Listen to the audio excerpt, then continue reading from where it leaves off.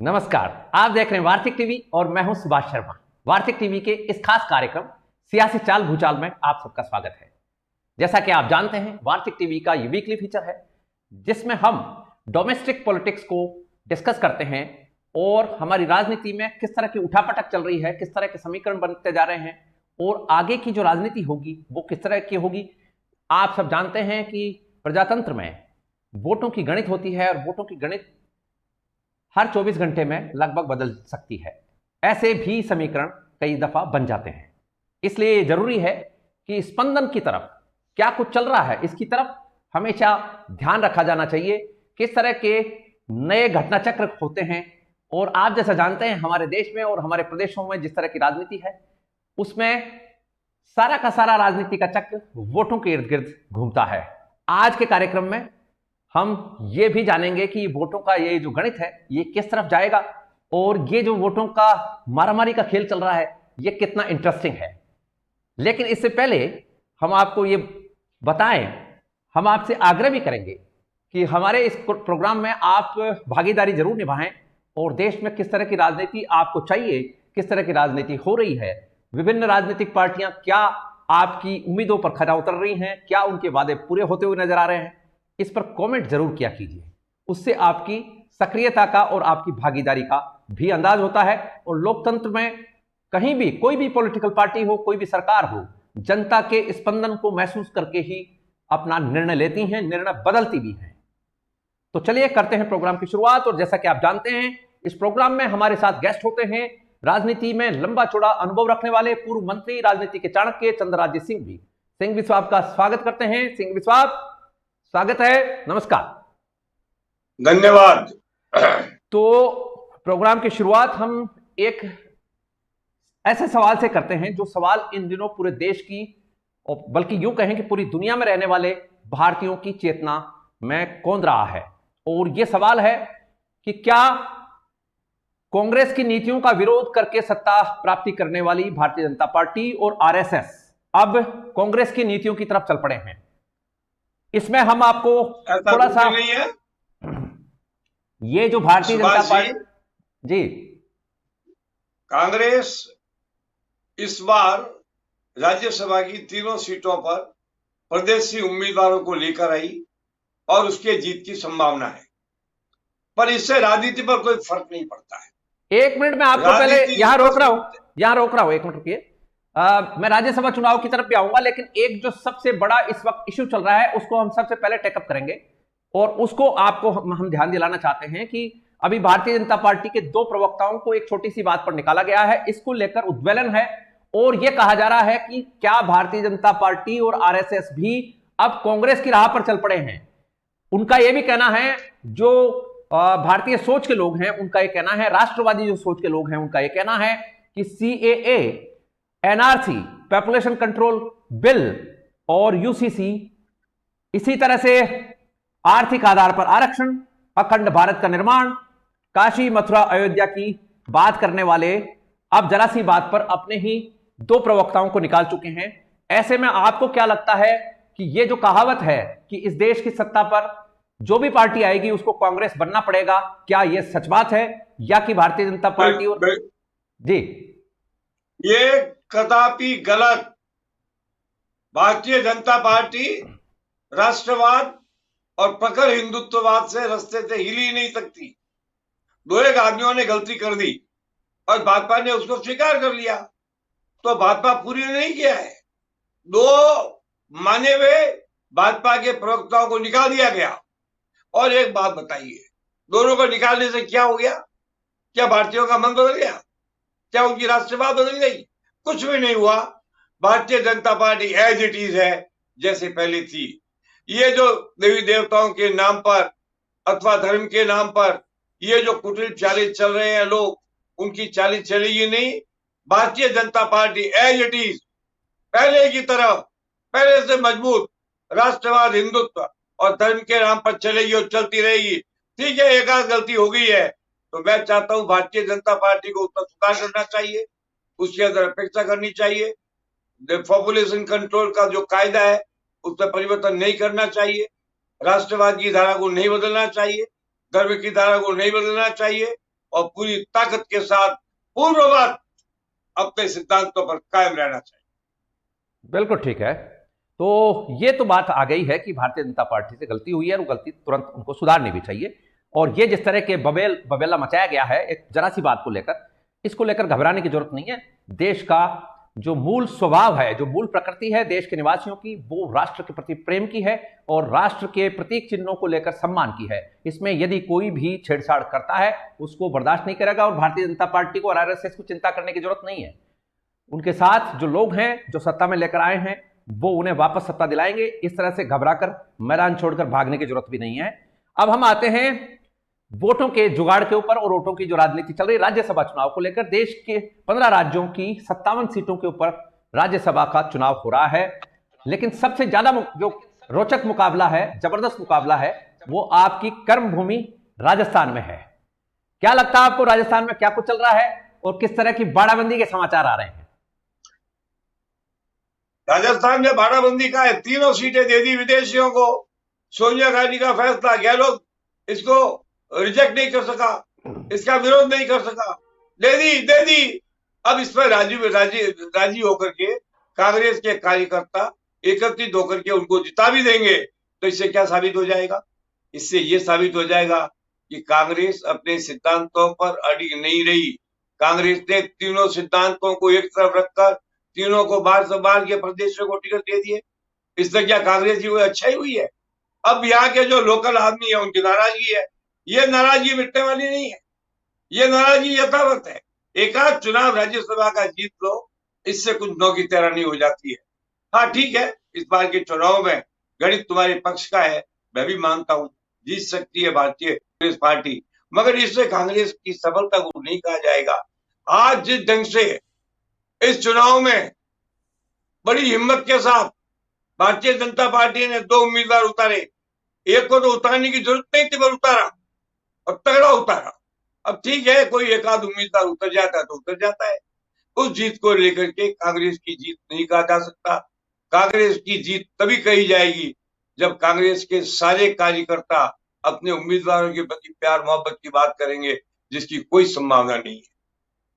Right. तो ये जो भारतीय जनता पार्टी ने एक निर्दलीय उम्मीदवार को समर्थन दिया है, सुभाष चंद्रा, जो देश के मीडिया के बड़े खिलाड़ी हैं, मीडिया बैरन कहलाते हैं, मीडिया जाइंट कहलाते हैं और बड़े व्यवसायी हैं, इनके चुनाव में उतरने से क्या गणित दिख रहा है आपको? क्या समीकरण बदलते हुए दिखे और आगे जो रिजल्ट आएंगे उसमें क्या परिवर्तन दिख रहा आपको? देखिए, गणित तो साफ है। कांग्रेस के पास में 104 उम्मीदवार थे और जीतने के लिए उन्हें 108 उम्मीदवार के अलावा बड़ी तादाद में वोट चाहिए थे।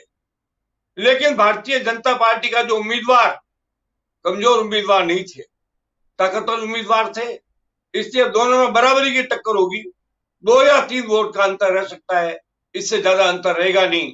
सुभाष चंद्रा भी एक मजबूत आदमी है, उन्होंने कोशिश की है, वो जीत भी सकते हैं, हार भी सकते हैं। इसको मैं विवाद का प्रश्न नहीं बनाना चाहता, पर इतना जरूर विवादास्पद है कि इस चुनाव के अंदर कांग्रेस पार्टी ने अपने सारे खेमे तोड़कर एक खेमा बना लिया और इसके लिए उसकी जीत की संभावना है। इस बात में मैं इनकार नहीं करता। जी, तो इस बार लगता तो है कांग्रेस ने बहुत जबरदस्त रणनीतिक कौशल दिखाया है। पहले उदयपुर में एकदम अलूफ ले जाकर इनको विधायकों को रखा गया, वोटर्स को रखा गया, और अब समाचार ये है कि उनको जयपुर के पास में दिल्ली रोड पर एक 5 स्टार होटल में लाकर रुकाया जा रहा है, क्योंकि कल वोटिंग होनी है, इसलिए जयपुर के पास में लाकर उनको रखा गया है। लेकिन इसमें जो खास तौर पर जो नई जो एक गणित समझ में आ रही है, जो कांग्रेस को परेशान भी कर सकती है, हालांकि आज अभी अपडेट नहीं है हमारे पास में कि सुप्रीम कोर्ट ने क्या निर्देश दिए हैं। बसपा के जो विधायकों ने जो कांग्रेस ज्वाइन की है और बसपा के 6 विधायक जो हैं वो कांग्रेस के साथ चले गए थे, उनको लेकर सुप्रीम कोर्ट में एक एसएलपी लगाई गई थी कि उनकी जो सदस्यता है या उनको वोट से बाहर किया जाए, क्योंकि उन्होंने दल बदल किया है। तो यदि ऐसा सुप्रीम कोर्ट इसमें इंटरवीन करता है और सुप्रीम कोर्ट यदि ये कह देता है कि ये जो 6 विधायक हैं बसपा के, ये वोटिंग के राइट से अलग हो जाते हैं, तो कांग्रेस को शायद बड़ी मुश्किल का सामना करना पड़ सकता है। तब भी कोई बड़ा मुश्किल नहीं, 2 वोट का फर्क पड़ेगा। 6 वोट हटने के बाद में भी कांग्रेस के पास बहुमत रहेगा, इसलिए इन 6 वोट का फैसला अभी तो आ जाना चाहिए था, अब तक आया क्यों नहीं है? आपकी नॉलेज में है तो बताइए मुझे। अगर ये 6 वोट नाकाबिल होकर के रिजेक्ट हो जाते हैं और कांग्रेस के पाले से निकल जाते हैं तो भी कांग्रेस 1-2 वोट के बहुमत पे रहेगी, क्योंकि इस बार अशोक गहलोत ने बड़ी चतुराई के साथ बाड़ाबंदी करके अपने विधायकों को बंद रखा है, उनको एक जेल में रखा है, एक जेल में रखा है, एक पिंजरे में रखा है। इसका लाभ हो सकता है। भारतीय जनता पार्टी ने भी ऐसा ही किया है, पर भारतीय जनता पार्टी के पास पूर्ण बहुमत नहीं है, ये बात सत्य है। कांग्रेस के पास ज्यादा बहुमत है, ये बात भी सत्य है। ऐसी स्थिति के अंदर जो भी निर्णय आएगा वो आश्चर्यजनक होगा, मगर संभावित यही है कि कांग्रेस इस चुनाव में 3 सीटें जीत सकती है। राइट। वैसे तो यदि हम वोटों के गणित देखें और विधायकों का संख्या बल देखें तो कांग्रेस के खुद के 102 वोट रहे हैं और 6 यदि बसपा के मिला लें तो 108 होते हैं। भारतीय जनता पार्टी के पास 71 हैं। एक कैंडिडेट को जीतने के लिए 41 वोट चाहिए। भारतीय जनता पार्टी ने जो निर्दलीय उम्मीदवार सुभाष चंद्रा को उतारा उसमें 30 वोट भारतीय जनता पार्टी के पास एक्स्ट्रा थे। कांग्रेस ने जो तीसरा उम्मीदवार उतारा है उसके लिए उनके पास वोटों की काफी कमी थी और ये 21 वोटों का, बसपा को यदि अलग कर दे तो 21 वोट चाहिए थे कांग्रेस को। ये अभी भी क्लियर नहीं है कि कांग्रेस, दिखाने को तो निर्दलीय विधायकों का समर्थन भी है और बसपा का समर्थन भी है और 2 विधायक और भी दूसरे दल के भी आ गए हैं, ऐसा भी सुनने में आ रहा है, लेकिन फिर भी टास्क तो कांग्रेस के सामने भी कोई कम नहीं है। यह बात अलग है कि इस बार भारतीय जनता पार्टी का जो मैनेजमेंट दिखा है सुभाष चंद्रा वाला, उसमें कहीं ना कहीं कोई सेंटर की तरफ से या कि यहां लोकल की उसमें वो अभी तक जोश दिखाई नहीं दे रहा। जैसा आप भी कह रहे हैं कि कांग्रेस लगभग जीती हुई दिख रही है तीनों सीटों पर, तो ये देखने वाली बात जरूर रहेगी कि सुभाष चंद्रा वाकई क्या लूज करके जाएंगे या कि अपना गणित आज रात उनके पास अभी और है, कुछ और भी हो सकता है, क्योंकि राजनीति में आपको पता है कि राजनीति संभावनाओं का खेल है और कुछ भी हो सकता है और कल सुबह तक कोई गणित ऐसी भी हो सकती है। तो आप चूंकि राजनीति के चाणक्य भी रहे हैं, आपको क्या लगता है कि भारतीय जनता पार्टी आज जो ये कत्ल की रात हो सकती है इस मामले में, क्या जुगाड़ कर पाएगी या कि लूज होंगे? मुझे डिफिकल्ट लगता है साहब। मेरी तो हार्दिक इच्छा है कि सुभाष चंद्रा जीते। सुभाष चंद्रा को 3 वोट मिल गए रालोपा के, 2 बसपा के उनको मिल सकते हैं, बीटीपी के 2-3 अगर और आ जाते हैं तो बराबरी का मुकाबला हो जाएगा। अन्यथा मुकाबला होने की इसलिए संभावना नहीं है कि कांग्रेस ने सारे निर्दलीयों को अपने जेब में डाल रखा है और निर्दलीय उनके साथ हैं, तो ये निर्दलीयों की जीत होगी, ये कांग्रेस की जीत नहीं होगी। अगर ये जीतती है कांग्रेस तो निर्दलीय विजयी होंगे, कांग्रेस विजयी नहीं होगी और कांग्रेस को इसका श्रेय लेने का मैं कोई अधिकार देने को तैयार नहीं हूं। राइट। तो एक सवाल और हम आपसे करेंगे। राजस्थान की राजनीति में ये जो मसला चल रहा था रीट का और इसमें ईडी वगैरह भी इन्वॉल्व हुई थी, इसका क्या हाल चल रहा है इस वक्त और क्या सरकार इस मामले में किस तरह का बचाव की मुद्रा में है या कि सेफ है? नहीं, रीट के मामले में भ्रष्टाचार साबित है। किरोड़लाल जी मीणा ने जो तथ्य जाकर के दिए हैं रीट के पास, उसमें कोई कमी नहीं है। रीट एक भ्रष्टाचार का जीवित जागृत उदाहरण है, इसकी सजा मिलनी चाहिए। इतना बड़ा भ्रष्टाचार, इतना बड़ा अपराध और इतना बड़ा छात्रों के साथ राजनीतिक और शैक्षणिक बलात्कार कोई हालत के अंदर अपराध के योग्य है, इसमें इनकार नहीं है। अब इसमें कौन कौन शामिल होंगे, कौन कौन बचेंगे, कौन कौन फंसेंगे, ये बात तो अभी रीट के अंदर किरोड़लाल जी मीणा ही जानते हैं। उन्होंने बड़ी मेहनत के साथ इन सारी तथ्यों को रखा है। अब आपने पूछा तो ज्यादा इस पर लंबा चौड़ा बहस की जरूरत नहीं है।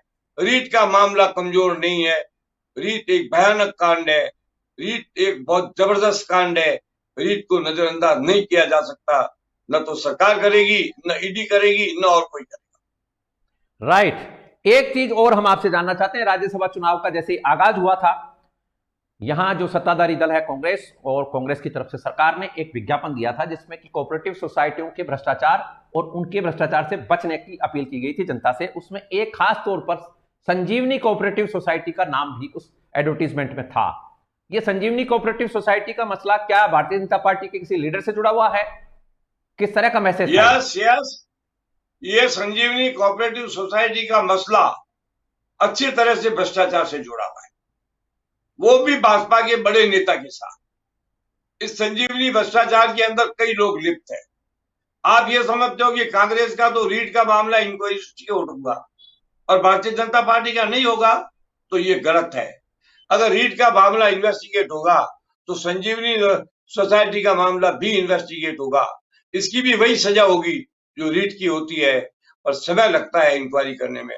Investigation is a process of time, let us see क्या होता है। राइट।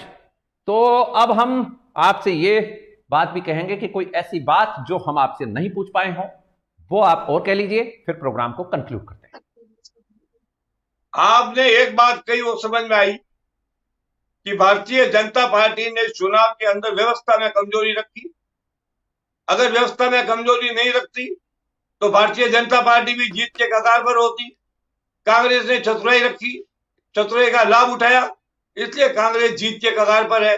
अब कोई जीते या कोई हारे, एक बात तो तय है कि ये चुनाव कोई आगामी प्रादेशिक चुनाव का मैथमेटिक्स नहीं है। होते रहते हैं चुनाव, कभी कोई जीतता है कभी कोई हारता है, इसमें कुछ आना जाना नहीं है। आना जाना तो यही है कि आगामी चुनाव में भारतीय जनता पार्टी की सरकार बनना तय है, इसे कोई रोक नहीं सकता।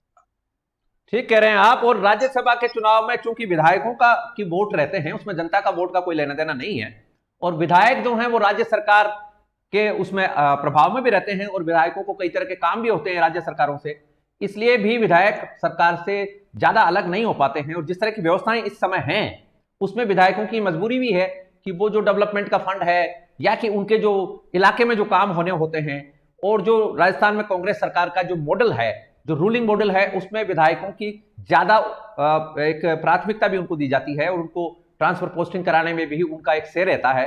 उनकी रिकमेंडेशन के ऊपर ही ट्रांसफर पोस्टिंग किए जाते हैं। इसलिए अब जो शेष बचा हुआ 1.5 साल का टाइम है, ऐसे में ये विधायक जो हैं, चाहे निर्दलीय हों चाहे ये दूसरे दलों के समर्थित हों, ये भी इतनी रिस्क नहीं लेना चाहते हैं कि वो सरकार से विमुख होकर या सरकार के विरोध में कोई प्रदर्शन कर पाए। इसलिए सही कहा आपने। ये भी एक भ्रष्टाचार है कि तुम वोट दो हम तुम्हारे काम कर देंगे, तुम वोट दो हम तुम्हें जगह दे देंगे, तुम वोट दो हम तुम्हें न्याय कर देंगे, तुम वोट दो तुम्हारी ट्रांसफर कर देंगे, वोट दो हम तुम्हारी तकलीफ हटाएंगे। ये क्या भ्रष्टाचार नहीं है? ये भी एक भ्रष्टाचार है, और इस भ्रष्टाचार से मुक्त कांग्रेस नहीं हो सकती, और कम से कम वर्तमान सरकार तो हो ही नहीं सकती, ये एक तथ्य है। ठीक कह रहे हैं आप। तो अब हम प्रोग्राम को कंक्लूड करते हैं। सिंघवी साहब, आप आए प्रोग्राम में, इसके लिए आपका हार्दिक रूप से आभार, धन्यवाद। तो ये था हमारा कार्यक्रम सियासी चाल भूचाल, जिसमें हम चंद्रराज सिंघवी से बात करते हैं। चंद्रराज सिंघवी राजस्थान के वरिष्ठ नेता हैं और राजस्थान सरकार में 2 बार मंत्री के पद पर रह चुके हैं, और राजस्थान की राजनीति के साथ ही भारत की जो मौजूदा राजनीति है उसके काफी लंबे अनुभवधारी नेता हैं, जानकार नेता हैं। इसलिए हम आपके समक्ष चंद्रराज सिंघवी को लेकर आते हैं, और हम इस प्रोग्राम में ये हमेशा ही आपको कहते आए हैं कि राजनीति में आप चाहे इंटरेस्ट लें या न लें, राजनीति आप में इंटरेस्ट लेती है। इसलिए आपको हमारे प्रोग्राम कैसा लगता है, इसके लिए आप हमें फीडबैक जरूर दीजिए, और जहां भी जिस भी प्लेटफॉर्म पर आप हमें देख रहे हैं वहां से कमेंट करना और लाइक करना न भूलिए। और साथ ही ये भी कि आपको हमारे प्रोग्राम कैसे लगते हैं, इसके बारे में भी आप हमें फीडबैक अवश्य दिया कीजिए। यह था हमारा प्रोग्राम सियासी चाल भूचाल। आपने हमें ज्वाइन किया, इसके लिए आपका बहुत बहुत आभार, धन्यवाद। I wish you good luck, success and happiness. Thank you so much.